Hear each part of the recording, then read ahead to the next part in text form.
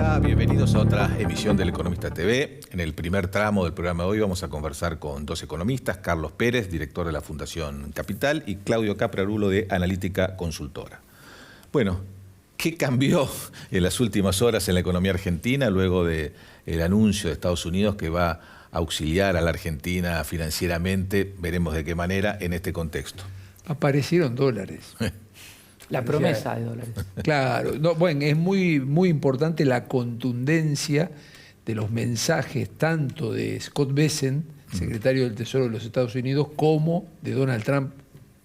Muy importante, digo. Y coincido con Claudio. En realidad, en el tema de retenciones cero, ahí sí hay un número, que son los 7.000 millones de dólares. Ahí hay un número. En el otro tema todavía no se sabe el número. Pero fue muy contundente el apoyo tanto de Bessent como el apoyo de Trump, ¿no? Sí, a ver, cambian las expectativas porque lo que veníamos viendo es que el gobierno, como no había logrado acumular reservas, el mercado financiero descontó una insostenibilidad de acá hasta las elecciones, y recordemos que el viernes anterior el Banco Central vendió 678 millones de dólares, con lo cual daba una dinámica muy complicada hacia adelante.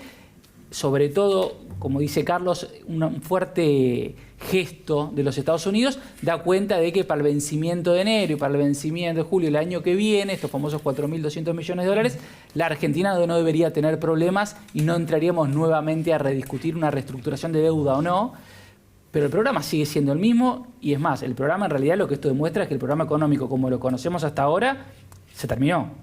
Esto le puede dar una sobrevida hasta las elecciones, que seguramente es a lo que apuesta el gobierno.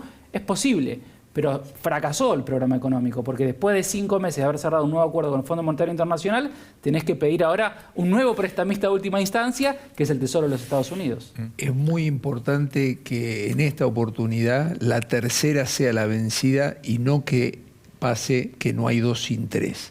Esto lo hablábamos antes con Claudio, y básicamente, ¿qué quiere decir esto de que la tercera sea la vencida? Aprender, porque ya tuvimos enviones, empujones, que no es lo mismo que una marcha continua. Es muy diferente que vos acumulés reserva por empujón que acumulés reserva de manera continua. Acá, ¿qué pasó? Acá primero tuviste una acumulación de reservas que tuvo que ver con el diferimiento del pago de las importaciones al arranque del gobierno de Milei.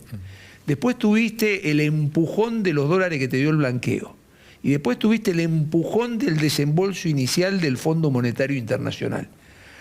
Yo digo, muchachos, la tercera tiene que ser la vencida. Ahora tienen que aprovechar esto para llegar a buen término en las elecciones de medio término, y después sí, sin duda que requerís de un cambio tanto en la política cambiaria como en la política monetaria. Pero había coincidencia entre sus colegas que luego de las elecciones venía inexorablemente un nuevo esquema cambiario.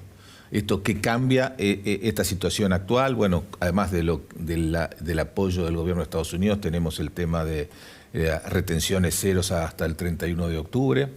Bueno, tenemos que conocer las condicionalidades de este apoyo de los Estados Unidos, ¿no? Porque también, obviamente, los Estados Unidos, si es que existe un desembolso en estas primeras semanas, que eso sería lo más relevante, es cuál es la condicionalidad respecto a la política económica de la Argentina. Te voy a dar dólares para que vos los sigas, entre comillas, regalando a un tipo de cambio que el mercado lo ve barato, y como decía Carlos, volvemos a entrar en la misma. Te doy dólares que vos lo terminás con un tipo de cambio atrasado, te lo lleva al mercado y volvés a estar en la misma situación dentro de 3 meses o todavía en menos tiempo. Entonces la señal tiene que ser muy contundente.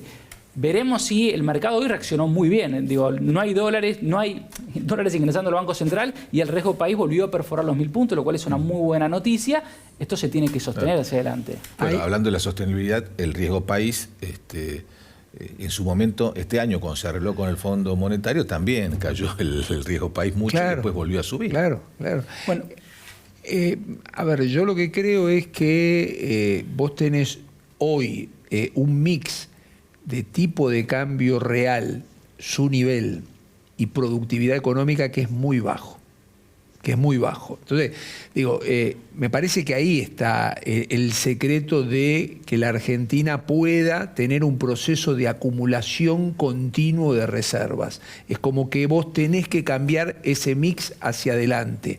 Post elecciones de medio término, tenés que cambiarlo ese mix. Lo ideal sería mejorar todo por el lado de la productividad económica. Hay que ver cuán posible es eso, pero... Los tiempos. El tiempo, sí. Y en el mientras tanto, tal vez, lo que uno puede aprender es de lo que pasó hasta ahora, ¿no?, en materia de política económica. El salto cambiario con tipo de cambio cuasi fijo no funcionó. Tampoco funcionó el esquema de bandas. Digo, entonces me parece que por lo que no funcionó tenés que ir a flotación. Y en flotación está claro que el desafío es muy importante de trabajar en términos de la productividad económica para que el trauma en el mercado de cambio sea lo más bajo posible. No, pero no puede flotar sin reservas. Bueno, acá lo que tenés que ver, sin duda, pero a ver, vuelvo al punto. ¿Qué es primero, el huevo o la gallina? Porque lo que está claro es que vos necesitás un proceso de acumulación continuo de reservas. Tal vez el apoyo de Estados Unidos te dé algún margen, aprovechalo. Digo, a mí me parece que un salto cambiario con tipo de cambio fijo no funcionó. Y bandas no funcionó. Claro. Bueno, ¿qué te queda? Te queda flotación. Y flotación, el desafío de la flotación es que vos tengas un mix de tipo de cambio y productividad económica que sea mejor que el que tenés actualmente y focalizá más en productividad económica. Me parece que tenés que trabajar por ese lado, porque convengamos una cosa, la inflación tiene una externalidad positiva, que es que vos podés licuar gasto público. El default también tiene una externalidad positiva, que es que, bueno, rearmás la deuda. Y también la devaluación puede tener una externalidad positiva. Ahora, son todas consecuencias indeseables, digo. La inflación, sí, el default, la devaluación son consecuencias indeseables. Por eso, a ver, no es que, por lo menos de mi parte, yo no estoy propiciando que vayas a flotación para devaluar. Estoy propiciando que vayas a flotación, te fallaron los otros esquemas cambiarios y de algún modo, lo que tenés que asumir es el desafío de avanzar en términos de productividad económica, bajar la presión impositiva, que haya acceso a financiamiento universal, bajar los costos laborales extrasalariales, bajar los costos de logística. De eso se trata, el famoso costo argentino, e ir bajando los distintos componentes. Y el tema de esta decisión en materia de retenciones, ¿qué impacto y consecuencias creen ustedes que va a tener? También en materia de inflación, ¿no? Porque los viejos defensores de las retenciones decían que ayudaban a morigerar los precios internos, ¿no? Bueno, primero demuestra, y perdón que soy repetitivo, ¿no?, que el programa económico como lo conocíamos se terminó porque claramente vos venías de una política en la cual le habías dicho al agro, los primeros 6 meses yo te voy a bajar transitoriamente las retenciones porque quiero juntar dólares. Como no compraron, no sabemos para qué hicieron esa política, pero se hizo así. Sin embargo, ahora, un manotazo de ahogado, le bajás directamente las retenciones, lo cual habla de que tampoco hay una política pensada para el principal sector exportador de la Argentina. Le cambiás las reglas de juego todos los meses. Supongamos que ahora tenés una emergencia y lo necesitas y está. Lo más probable es que se liquiden esos 7.000 millones de dólares porque hay una mejora en el tipo de cambio efectivo fenomenal. Digo, es un buen momento para que el campo liquide. El famoso pass-through que puede haber, porque obviamente está el maíz, está el trigo, digo, son componentes de la cadena de producción, sobre todo de alimentos y también de cómo se alimentan las vacas, por ejemplo, de nosotros y los cortes de exportación, etcétera. Va a ser bajo, porque también el pass-through viene siendo bajo en general, porque el nivel de consumo masivo sigue siendo bajo. Digo, yo decía antes, ¿por qué para mí, en mis términos humildemente, considero que fracasó el programa económico? Porque el gobierno planteó 2 objetivos muy claros. Uno, bajar la inflación, lo logró. 1,9%, después está bueno que discutamos porque parece que también, así como están las cosas, ese es el piso que tenés ahora. Y después tenía que mejorar, bajar el riesgo país y permitir la refinanciación de la deuda. Eso no lo logró y está muy lejos de hacerlo. Y ahí viene la otra pregunta, es ¿cuál va a ser el nuevo programa económico para permitir, más allá de esta ayuda de los Estados Unidos, dar la señal de que el riesgo país va a perforar los famosos 500 puntos que ya tocó con el gobierno, que te permitan volver a salir a los mercados? Me agarro de esto último que decís para conocer el impacto electoral, el impacto en la vida de la gente, porque no venía viendo pass-through, no cambiaría con esto último tampoco. Bueno, este acuerdo con Trump, la eliminación de las retenciones en la vida, en lo tangible, ¿cambia algo para el resultado del 26 de octubre? ¿Lo ayuda al gobierno? ¿Le da aire, tiempo? Le da aire. Esperemos que sí, que eso es lo que al menos está buscando el gobierno. Lo que uno diría, ¿por qué el gobierno no quiere hacer, en vez de ir a los Estados Unidos, pedir el tesoro, qué debería haber hecho antes? Bueno, soltar un poco el tipo de cambio. ¿Por qué no lo quiere hacer? Porque tiene miedo que el pass-through aparezca, por más que comunican de que no existe más, siempre existe el pass-through de la economía. Es más, si miramos los precios mayoristas, estamos viendo que hay una aceleración en los últimos meses. Entonces, eso está. El gobierno no lo quiere hacer porque quiere llegar de la mejor manera a las elecciones con el bolsillo de la gente. Pero con esto cierro la idea. Tenemos los datos de desempleo del segundo trimestre de este año. La economía creció 6% respecto al año pasado en el segundo trimestre. Sin embargo, el desempleo, la tasa de desempleo se mantuvo igual. Y si buceamos adentro, es peor. ¿Por qué? Porque caen los salarios, los empleos registrados y sigue aumentando la informalidad. Entonces también tenés un programa económico, que eso se vio en las urnas. Nosotros de Analítica hicimos un estudio que parece que estuvo muy interesante porque analizamos dónde ganó el peronismo, qué había pasado con el empleo, sobre todo con los sectores de construcción y de industria, que son muy demandantes de mano de obra, y donde mejor le fue el peronismo fue en los municipios donde tenía más impacto esa producción respecto a los niveles de empleo. El impacto electoral que preguntaba recién Denis, ¿vos ves estas medidas que va a tener alguna consecuencia o sigue el escenario como estaba planteado antes? La verdad que el mejor escenario que es que la Libertad Avanza gane votos puede ser tener la capacidad de veto. Digo, en realidad no hay un escenario en el cual vos logres mayoría en la Cámara que te permita, con lo cual el tema de la búsqueda de consensos es importante eso. Ahora, Carlos, se requiere eso. Y Juan, creo que en esto que planteaba de que el mix actual de tipo de cambio y productividad es malo y hay que corregirlo, bueno, el desafío en la búsqueda de consenso, aún con un resultado muy bueno, digo, le da para sostener veto, ¿no? Entonces, digo, ahí hay un tema en el cual el gobierno va a tener que trabajar, que son las alianzas, la búsqueda de alianzas, para poder avanzar en las reformas estructurales que hablábamos antes, la laboral, la impositiva, todo eso. Ahora, ¿vos considerás también, Carlos, que puede plantearse un escenario de caída del riesgo país en los próximos meses? Bueno, el riesgo país un poco obedecía a que se dudaba la capacidad de pago que tenía el gobierno en sus compromisos. Ahí preparamos un cuadro con los datos de la Fundación Capital sobre los vencimientos de acá a fin de año y el primer trimestre del 2026, que se supone que con el acuerdo con Estados Unidos esto estaría cubierto. Sí. Tenemos margen, como dijiste vos, pero hay que hacer muchas cosas más después, ¿no?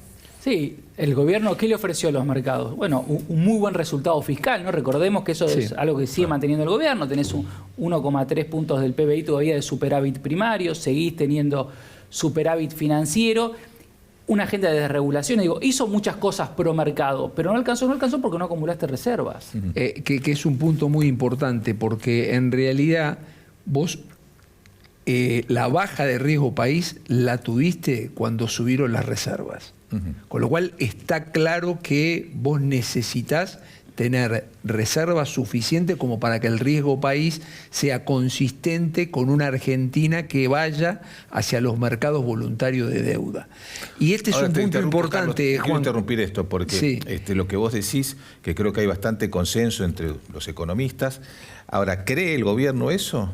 ¿Cree que el gobierno cree realmente que es indispensable acumular reservas? Porque tuvo oportunidad de hacerlo y no lo hizo. Por eso yo te decía que esperemos que la tercera sea la vencida y no que no hay dos sin tres. Esperemos que el gobierno se convenza de esto, porque lo que quedó claro es que tuviste algunos enviones, empujones, donde las reservas mejoraron y eso te permitió bajar el riesgo país, pero después, como son empujones y no es acumulación continua, no es marcha continua, entonces después, ¿qué tenés? Tenés la nueva suba en el riesgo país. Entonces, digo, y la Argentina está muy lejos de los estándares de los países vecinos. Los países vecinos, cuando uno mira Chile, Colombia, Perú, México, Brasil, Uruguay, las reservas representan aproximadamente el 15% del Producto Bruto Interno.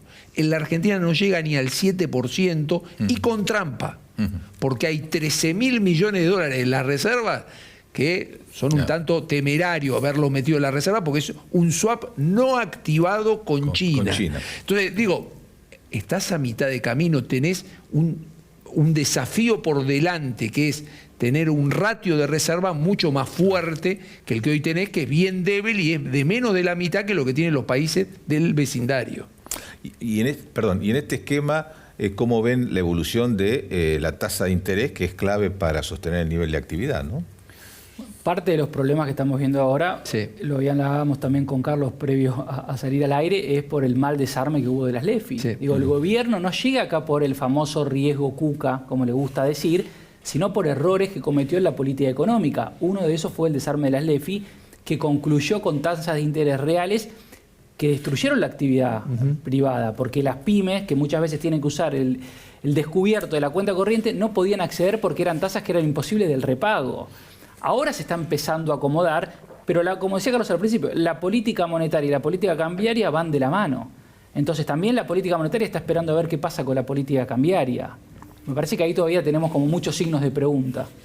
Sí, lo que está claro, Juan, es que, a ver, Argentina necesita una tasa de interés que sea positiva. Tiene un gran desafío en materia de inflación, porque es cierto que ha operado la desinflación, lo que no es cierto que tengamos estabilidad inflacionaria, eso no es cierto, tenemos desinflación.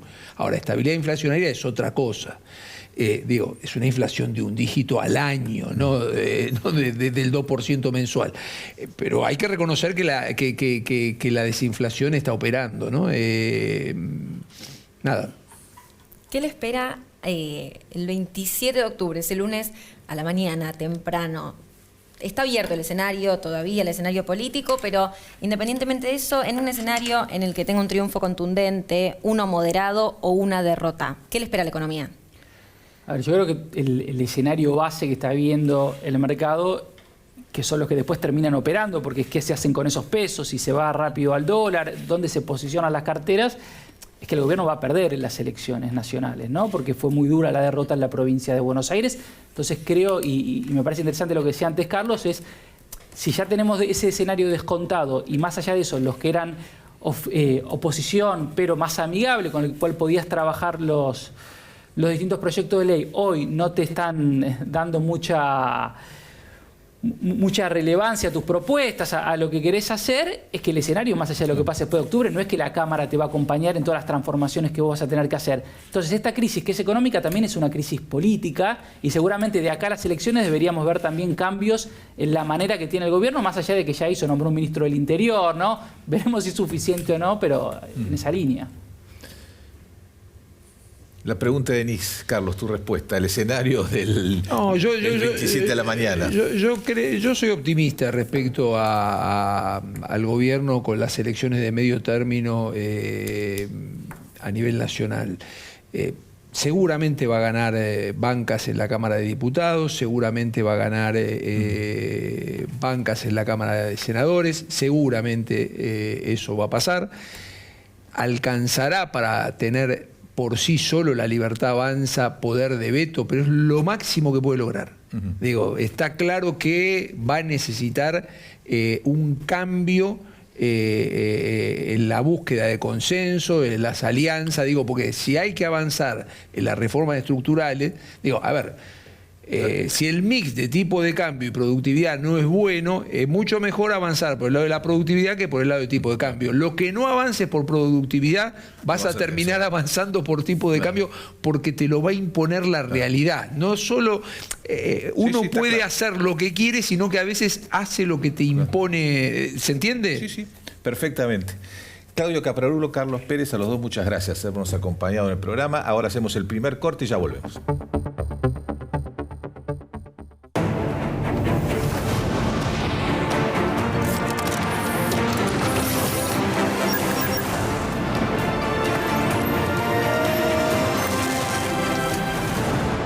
Ternium, acero para hacer. Grupo Petersen, desde 1920, construyendo el país. Legislatura porteña. Entérate de todo lo que estamos haciendo. Ingresá a legislatura.gov.ar para saber más. Nos une la ciudad. Se sumaron 900 nuevos policías para aumentar el patrullaje en las calles. Se incorporó más tecnología con chalecos de última generación y armas Taser y Birna de baja letalidad. Además, hay más cámaras conectadas a los centros de monitoreo para que la ciudad sea cada vez más segura. Buenos Aires Ciudad. En IRSA, Propiedades Comerciales, nos comprometemos con las comunidades en las que se asientan nuestras unidades de negocios. IRSA Propiedades Comerciales. Construyendo el futuro. Tu talento necesita una chispa. Encendé el tuyo con Academia Digitalers. Un portal para aprender tecnología gratis y sin experiencia previa. Con el respaldo de Telecom y las principales empresas tecnológicas. Ingresá a academiadigitalers.telecom.com.ar. Telecom. En Provincia ART, a las pymes que apoyan al país, las apoyamos con un plan que se adapta a su realidad. Ingresá a provinciaart.com.ar/pymes, cotizá y mejorá tus costos. Provincia ART, la aseguradora de riesgos del trabajo del Grupo Provincia. Auspicia este programa La Bolsa de Cereales, primera entidad agroindustrial de la Argentina. Segundo bloque del Economista TV. Nos acompañan ahora dos distinguidos analistas políticos, Lucas Raffo de la consultora Ad Hoc y Federico Zapata de Escenarios Consultora. A ver, tenemos un panorama muy movido en el plano económico, sobre todo en las últimas semanas, ya rumbo al 26 de octubre, que queda bastante cerca, falta apenas un mes. Las decisiones de este lunes, por un lado, se dio a conocer y ya existió esta reunión bilateral con Donald Trump, y por otro lado, la eliminación temporal de las retenciones al agro. ¿Cómo impacta esto en el plano electoral? ¿Arrancamos desde cero o arranco, como vos quieras? No, como usted, como profesor. A ver, digo, en general, el gobierno ha logrado tiempo. O sea, el gobierno estaba metido en una crisis de gobernabilidad e iba a la elección en una crisis de gobernabilidad. Es un problema muy serio porque prácticamente podía llegar como un helado derretido a la elección. Entonces, bueno, hoy, digamos, más allá de que no tenemos todavía la letra chica, no tenemos las implicancias, por lo menos logra un respiro para llegar a la elección de una manera mucho más ordenada. ¿Cómo puede eso traducirse electoralmente? Todavía no lo sabemos. El gobierno tuvo los peores picos de caída en los últimos meses y sobre todo el último mes. El peor indicador de imagen de la presidencia, el peor indicador de imagen de las expectativas económicas, el peor indicador de imagen sobre el gobierno. O sea, llega en su peor paradójicamente debería haber llegado a este momento con una primavera y llega con una especie de otoño recesivo, y obviamente eso, y con una crisis de gobernabilidad que se autogestionó. Entonces, bueno, lo primero, logró tiempo. Perón decía que el tiempo era una de las grandes variables en política. Bueno, ha logrado tiempo, veremos si logra modificar una estrategia electoral que le permita salir airoso en octubre de las elecciones. Es clave, ¿no?, lo económico en búsqueda de esa estabilidad perdida, digo, porque el gobierno en opinión pública y en conversación digital, desde febrero, desde Davos, uno podría situar ahí el punto de caída o de reversión de cierta tendencia, pero también es cierto que me parece que hay dos cuestiones a atender, sobre todo en el Congreso, de debilidad política. Y eso hay que ver si la economía, como bien decía Federico, compra tiempo, pero también me parece que hay un escenario al que yo no le encuentro la vuelta todavía. Digo, los gobernadores, o muchos de los espacios de los gobernadores que en otro momento colaboraban, han logrado cosas importantes a partir de enfrentarse a Milei. Digo, han logrado lo de los ATN y está lo de DNU en diputados. Digo, dos cosas que realmente le pueden complicar la vida a Milei, independientemente de lo económico.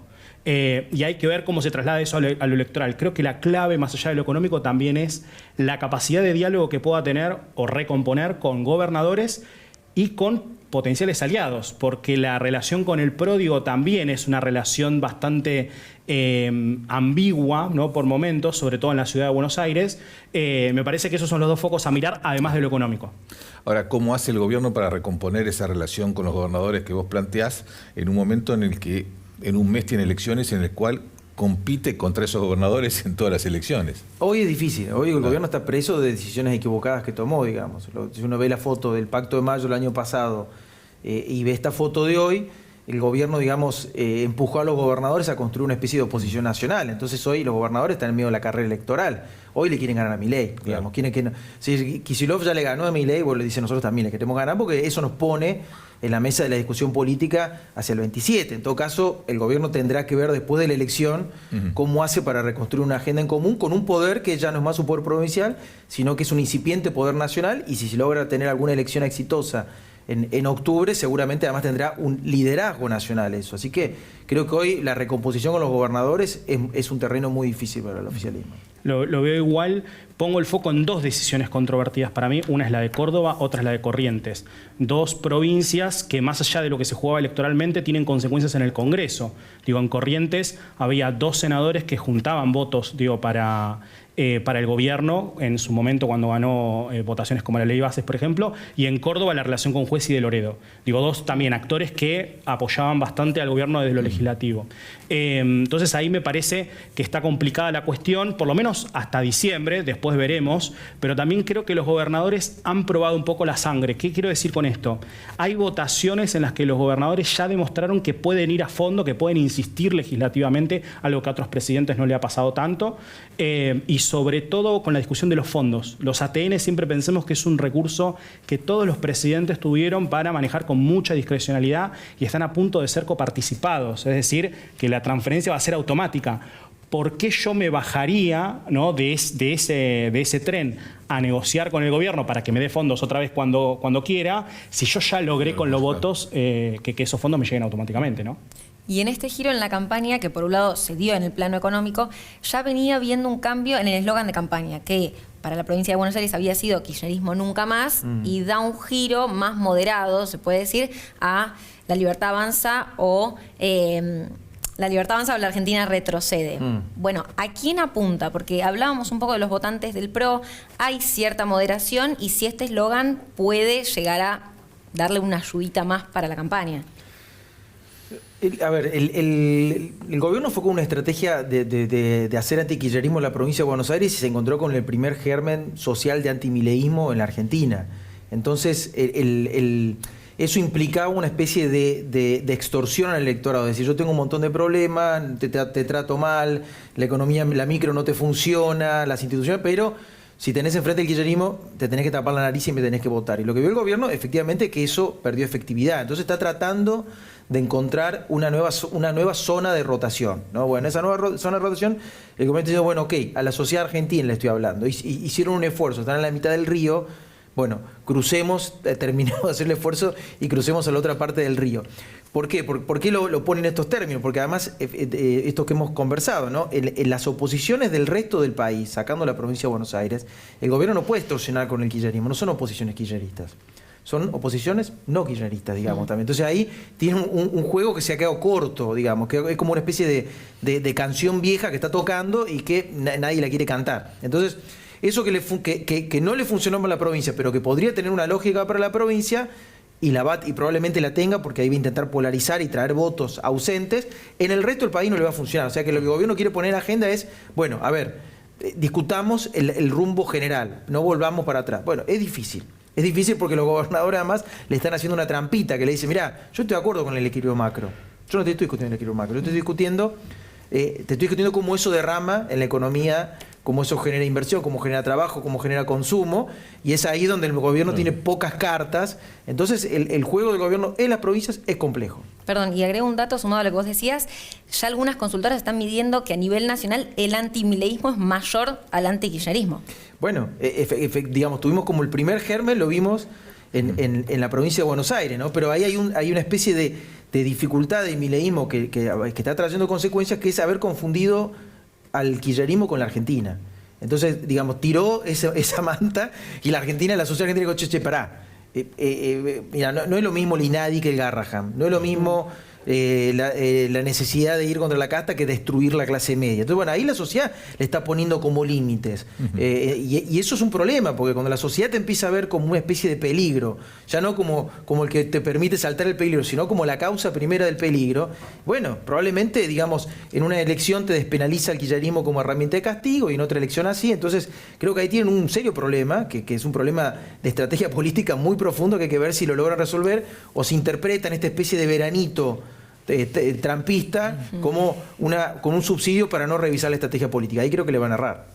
Y el tema de la concurrencia, ¿no?, que ha sido muy baja a lo largo de las elecciones provinciales realizadas este año, salvo el caso de Corrientes, porque además se elegía el Ejecutivo. En general han estado un poquito arriba del 50, la provincia de Buenos Aires en el 61. ¿Creen que hay motivos para suponer que ahora en las elecciones legislativas nacionales la concurrencia va a ser mayor? Bueno, yo podría hipotetizar en que sí, porque también lo que está en juego es otra cosa más allá de las elecciones legislativas provinciales. Digo, hay como un orden de prioridades siempre donde las ejecutivas son las que están primero, las legislativas nacionales luego, y después depende si la elección provincial reviste importancia o no. Pero más allá de eso, creo que puede haber un incentivo a movilizarse de parte del electorado no peronista que quizás se quedó en casa, en la provincia de Buenos Aires, pienso sobre todo, decepcionado con la oferta. Porque cuando vos analizás la cantidad de votos, te encontrás con que la victoria del peronismo en porcentajes es importante y no hay que desmerecerla, pero es cierto que en cantidad de votos sacaste un poquitito más de votos que en 2 derrotas como 2017 y 2021. No.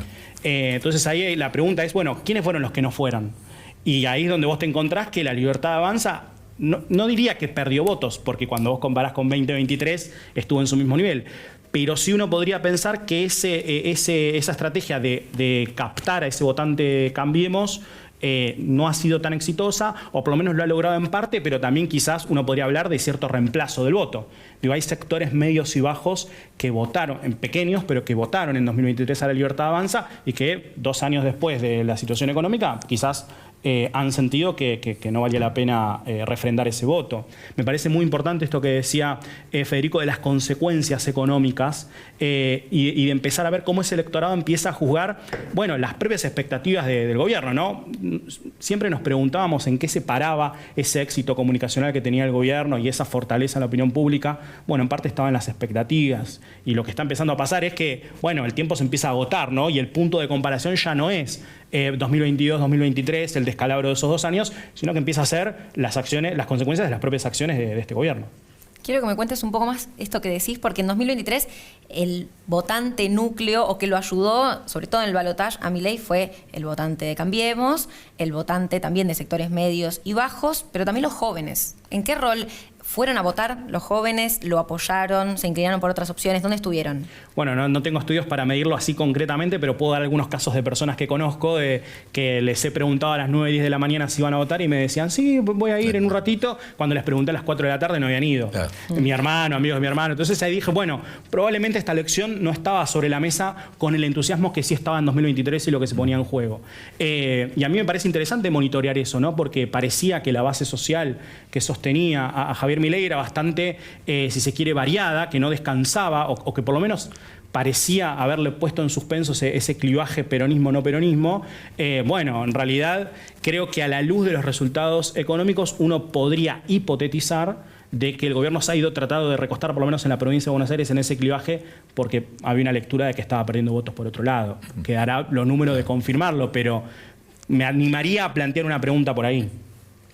Federico, vos hablas hace un rato de poder nacional, ¿no? Creo que estabas refiriéndote a este nuevo actor que ha aparecido, que son Provincias Unidas, que es un elemento, si se quiere, diferente, porque hay un remanido, a mi juicio, discurso que aquellos que quieren transitar por un camino no somos ni libertarios, ni somos kirchneristas, estamos ni populistas de izquierda, ni populistas de derecha, y esto es una cosa distinta, porque son gobernadores que compiten a partir de exhibir una gestión, muchos de los cuales van con listas propias a las elecciones nacionales y muchos de los cuales pueden ganar, ¿no? Sí.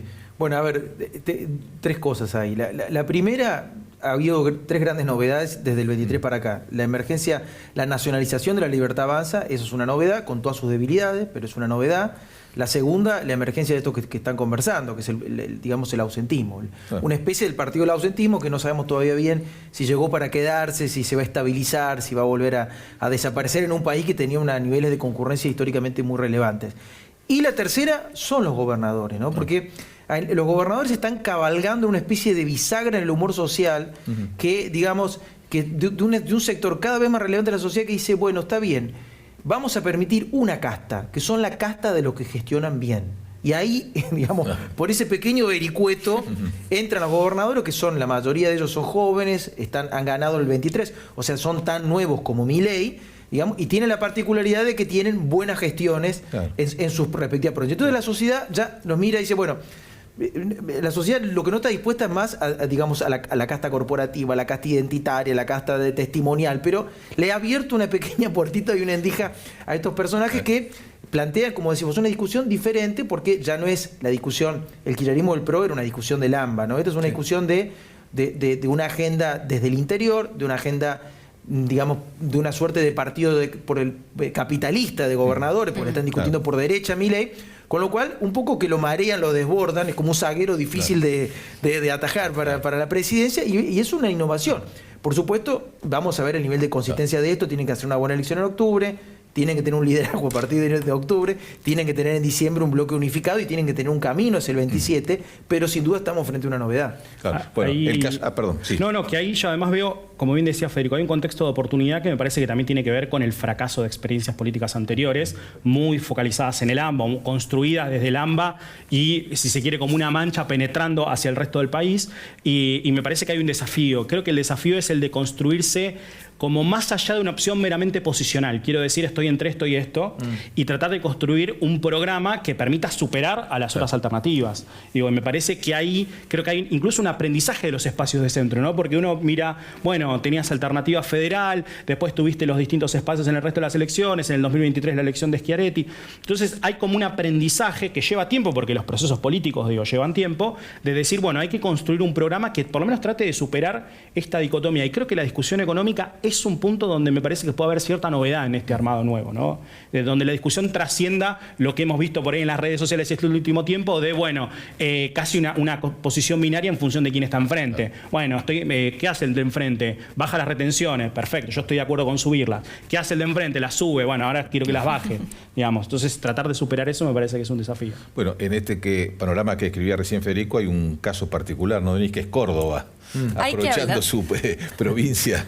Aprovechando mi pasaporte. Tu pasaporte cordobés. Aprovechando que estás acá, hay que hablar de Córdoba por varios motivos. Desde el lado institucional, es la provincia con el segundo padrón más numeroso del país. Tiene 3 millones de ciudadanos habilitados a votar y va a elegir 9 diputados. Va a renovar 9 bancas. Pero también por el factor político. ¿Por qué? Porque es la provincia, una de las, podemos decir, hola, ya me lo dirás vos, provincia más antikirchnerista del país. Entonces ahí ya no está este clivaje del que hablábamos, kirchnerismo nunca más, La Libertad Avanza, Fuerza Patria, sino que se centra más en esta opción de Provincias Unidas, la alianza de los 6 gobernadores, que en el caso de Córdoba, la lista la encabeza Juan Schiaretti, que también es uno de los principales impulsores de esta alianza. Y hay que recordar que en 2023, en este sentido, ¿no?, del antikirchnerismo, Milei, la fórmula Milei-Villarruel, obtuvo el 74% de los votos. Fue la provincia que más respaldó la fórmula en el balotaje, mientras que en las generales había obtenido un 33% la fórmula de Milei y un 29% la de Schiaretti. Y en encuestas y algunos analistas ya vienen advirtiendo que podría haber un triunfo de Schiaretti. Así que en este escenario, contanos un poco qué se está esperando en Córdoba. No, a ver, es una provincia que obviamente siempre ha generado ruidos a nivel nacional históricamente. Es una provincia de Córdoba que siempre disputa mucho la cuestión nacional, digamos, ¿no? Desde el 1810 para acá. Es una provincia, como dice el diario, la voz del interior, de alguna manera. Lo que ocurre es que la particularidad que tiene es que tiene un peronismo no kirchnerista. Entonces, hoy, digamos, en la crisis nacional del peronismo han quedado como 2 iglesias. Una iglesia protestante, que es la de Córdoba, y la iglesia, digamos, oficial, que es la de la provincia de Buenos Aires. Entonces, lo que han logrado Yarlora muy hábilmente, las elecciones de término medio para el peronismo cordobés siempre han sido malas, de difíciles a malas, digamos, con una. Pero lo que ha logrado, me parece muy hábilmente Yarlora, viendo la crisis del peronismo nacional, es junto en alianza con Schiaretti, es plantear una discusión en los cordobeses de, bueno, el apoyo a Milei, que efectivamente los cordobeses más que apoyar a Milei no quieren al kirchnerismo, como bien los ha planteado, versus la posibilidad de que Córdoba, digamos, funcione como el liderazgo de Provincias Unidas. O sea, los cordobeses están discutiendo que si Schiaretti gana, de alguna manera Córdoba se queda con un pedazo del liderazgo de Provincias Unidas, y eso ya no es Schiaretti solo viniendo de la Sota, solo viniendo a dar una disputa nacional, sino es una especie digamos, de nuevo Juntos por el Cambio, que a diferencia del Juntos por el Cambio anclado a la Ciudad de Buenos Aires, está anclado a la realidad productiva del interior. Bueno, eso obviamente que los cordobeses lo están discutiendo, con lo cual va a ser una elección efectivamente, a diferencia de las viejas elecciones de la provincia, muy peleada, y el peronismo se está jugando la posibilidad de una instancia de nacionalización mucho más profunda de las que ha tenido en el pasado. Bueno, vamos a terminar con la provincia de Buenos Aires, perdón, Federico. ¿Qué crees que va a modificarse el escenario electoral de la provincia de Buenos Aires, lo que vimos en las elecciones de legisladores provinciales, con lo que crees que puede ocurrir ahora en la elección nacional? Dos cambios importantes que va a haber en la elección nacional con respecto a la provincial es, en primer lugar, el padrón de extranjeros, no participa. Eso es un padrón que es muy importante en la provincia de Buenos Aires porque es también donde los intendentes se hacen fuerte. Y la segunda, quizás no es una diferencia, pero sí es una incógnita, que es ¿qué van a hacer los intendentes? Yo no creo que hagan la de no jugar, digamos. Sí van a jugar, pero es cierto que en septiembre se jugaban, mucho más que lo que se juegan ahora. Y en este sentido también hay que ver qué va a pasar con ese votante que no fue a votar. Yo no creo que se vuelque masivamente a las urnas porque la oferta electoral no ha cambiado mucho, pero sí es cierto que puede haber un incentivo para aquel que, como en el 2019, quiso darle, no sé si la palabra es quiso darle un sustito a Macri y después se asustó el votante y fue a votar. Claro. Entonces eso hay que analizarlo en Provincia de Buenos Aires. En 2019 el contexto era otro, acá hay que ver qué logra hacer también el gobierno nacional para con Buenos Aires, porque también es cierto que el grueso del costo social del modelo de gobierno se está dando en el conurbano bonaerense. Entonces eso hay que mirarlo, incluso con un Milei que no está aplicando, por ejemplo, la estrategia de Menem, que nosotros los politólogos nos gusta decir coaliciones de bajo mantenimiento, ¿no? Me apoyo con los gobernadores del resto del país, el ajuste lo pago a Buenos Aires y trato de encontrar mecanismos compensatorios como el Fondo del Conurbano con Duhalde.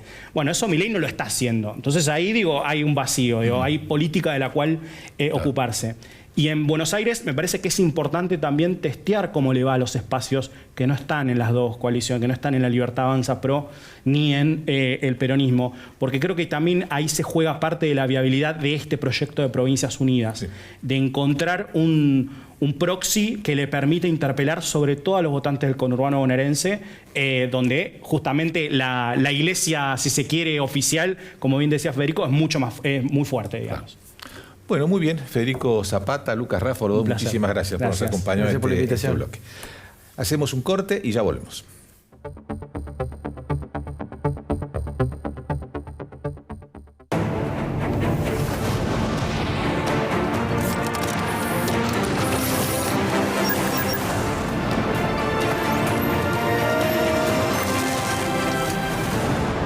Ternium, acero para hacer. Grupo Petersen, desde 1920, construyendo el país.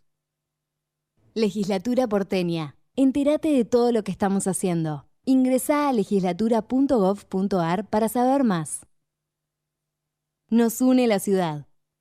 Se sumaron 900 nuevos policías para aumentar el patrullaje en las calles. Se incorporó más tecnología con chalecos de última generación y armas Taser y Virna de baja letalidad. Además, hay más cámaras conectadas a los centros de monitoreo para que la ciudad sea cada vez más segura. Buenos Aires Ciudad. En IRSA, Propiedades Comerciales, nos comprometemos con las comunidades en las que se asientan nuestras unidades de negocios. IRSA Propiedades Comerciales, construyendo el futuro. Tu talento necesita una chispa. Encendé el tuyo con Academia Digitalers, un portal para aprender tecnología gratis y sin experiencia previa, con el respaldo de Telecom y las principales empresas tecnológicas. Ingresá a academiadigitales.telecom.com.ar. Telecom. En Provincia ART, a las pymes que apoyan al país, las apoyamos con un plan que se adapta a su realidad. Ingresá a provinciaart.com.ar/pymes, cotizá y mejorá tus costos. Provincia ART, la aseguradora de riesgos del trabajo del Grupo Provincia.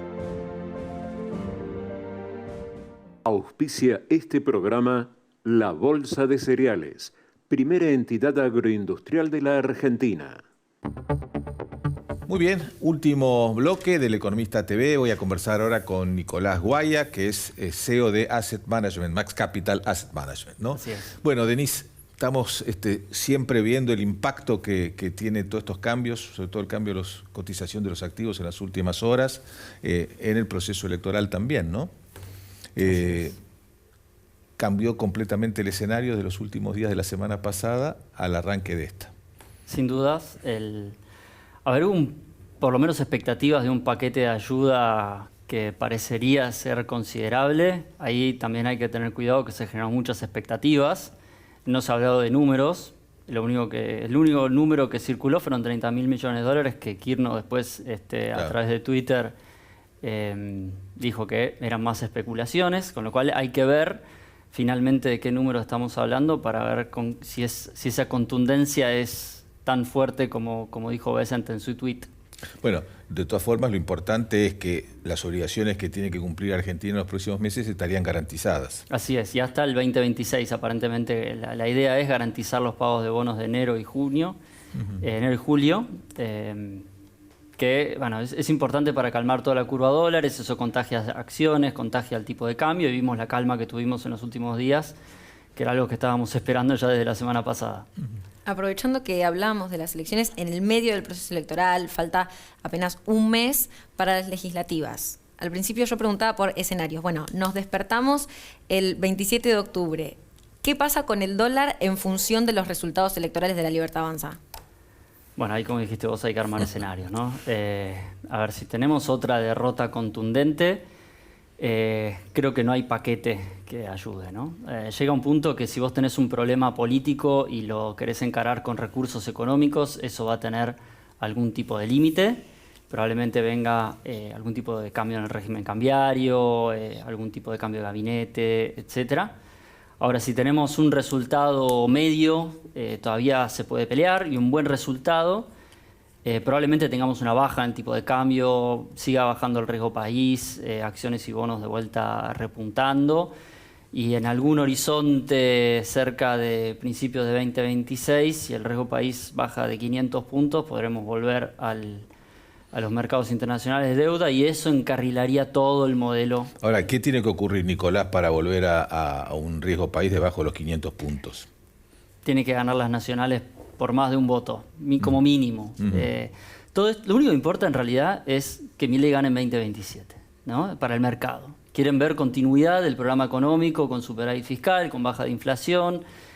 No quieren volver a ver déficit, emisión y demás, todo eso que afecta a la moneda, afecta a acciones, afecta a bonos. Pero lo único que importa es el 2027, y lo que son las legislativas de cara al mercado no es solo cuánto ganás vos en el Congreso de Poder, que eso se define bastante poco.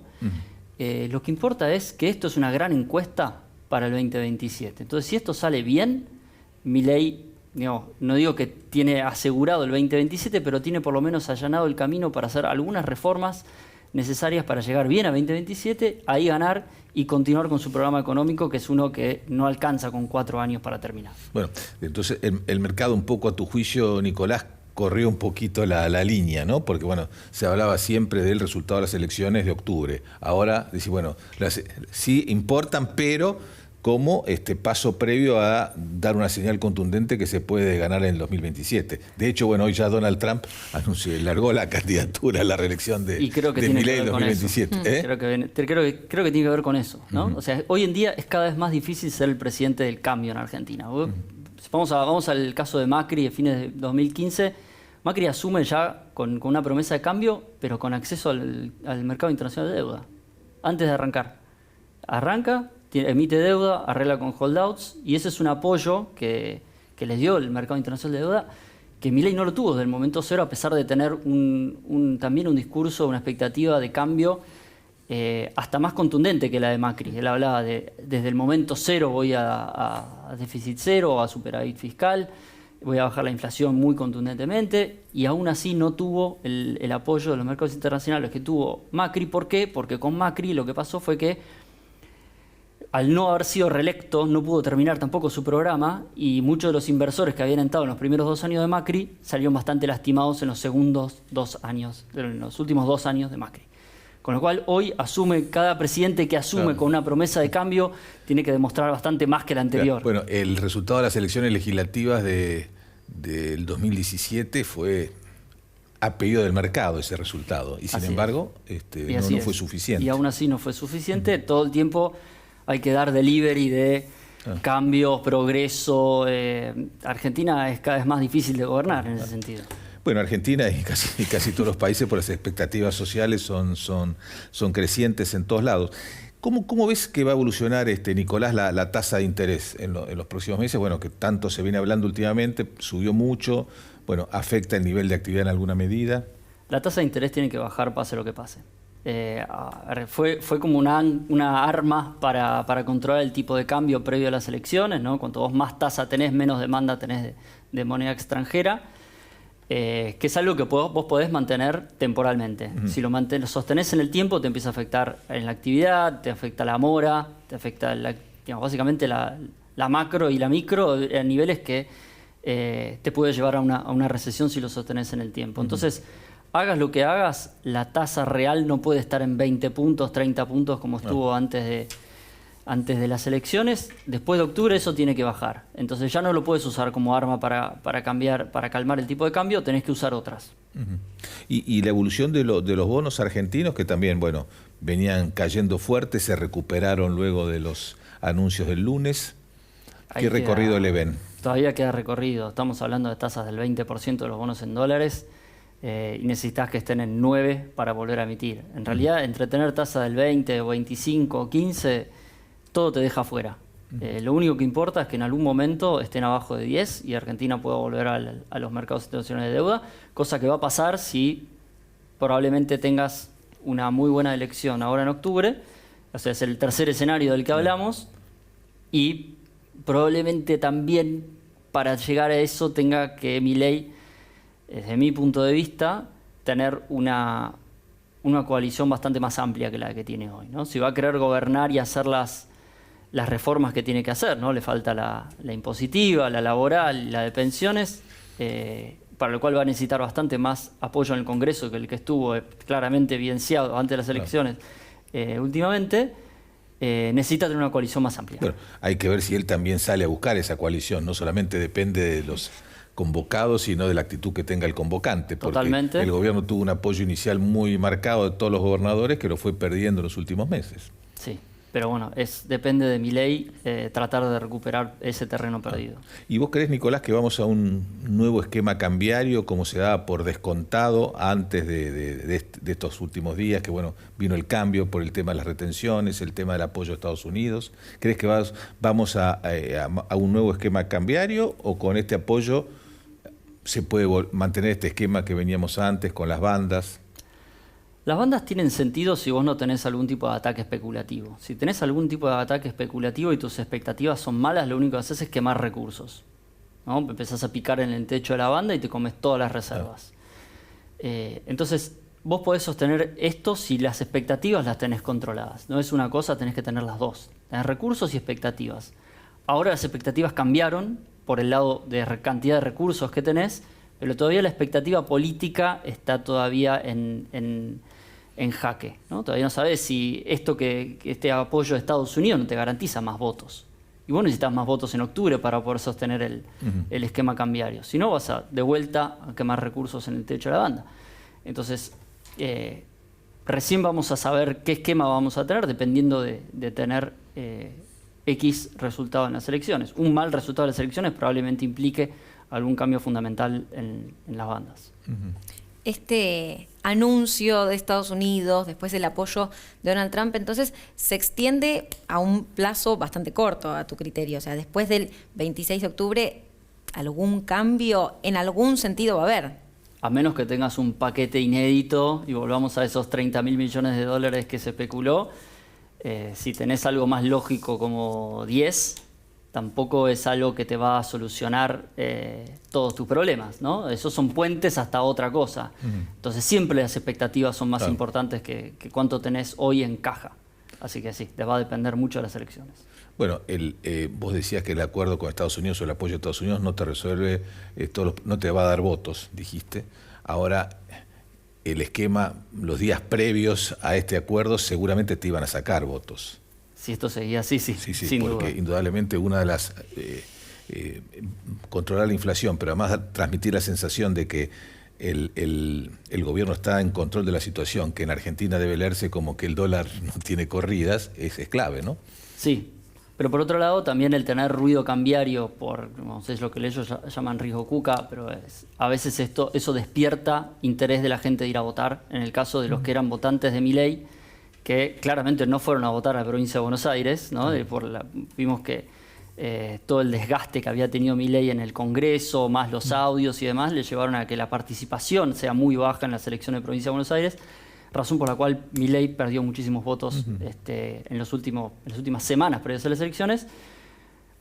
Eso hay que, desde el punto de vista de Milei, tiene que volver a encantar a esa gente, y también el miedo de que vuelva a la oposición para el votante de Milei, con ruido cambiario, a veces le puede hasta ser positivo. No. Bueno, además el gobierno tendrá que ajustar el discurso, porque claramente declaraciones como el ministro Caputo diciendo que van a vender todos los dólares que hagan falta, que procuran tranquilizar al mercado y producen el efecto exactamente contrario, ¿no? Y sí, no es un país que tenga las reservas que tienen Brasil o Chile. Todos sabemos que son recursos limitados, con lo cual decís, voy a vender todo lo que pueda, y de repente al día siguiente vendés 700 millones de dólares. Y decís, bueno, ¿cuántas ruedas de esto podemos aguantar? No te dan los números y, bueno, pasa lo que pasa.